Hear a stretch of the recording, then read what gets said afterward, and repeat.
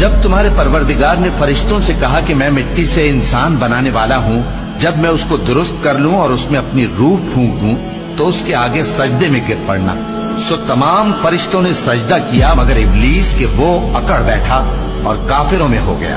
اللہ نے فرمایا کہ اے ابلیس، جس شخص کو میں نے اپنے ہاتھوں سے بنایا اس کے آگے سجدہ کرنے سے تجھے کس چیز نے منع کیا؟ کیا تو غرور میں آ گیا یا اونچے درجے والوں میں تھا؟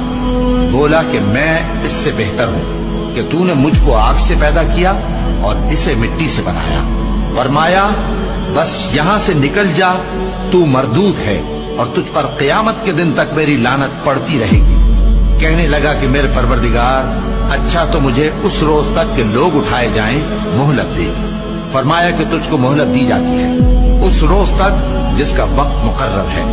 کہنے لگا کہ مجھے تیری عزت کی قسم، میں ان سب کو بہکاتا رہوں گا سوائے ان کے جو تیرے چنے ہوئے بندے ہیں۔ فرمایا ٹھیک ہے، اور میں ٹھیک ہی کہتا ہوں کہ میں تجھ سے اور جو ان میں سے تیری پیروی کریں گے سب سے جہنم کو بھر دوں گا۔ اے پیغمبر، کہہ دو کہ میں تم سے اس کا صلہ نہیں مانگتا اور نہ میں بناوٹ کرنے والوں میں ہوں۔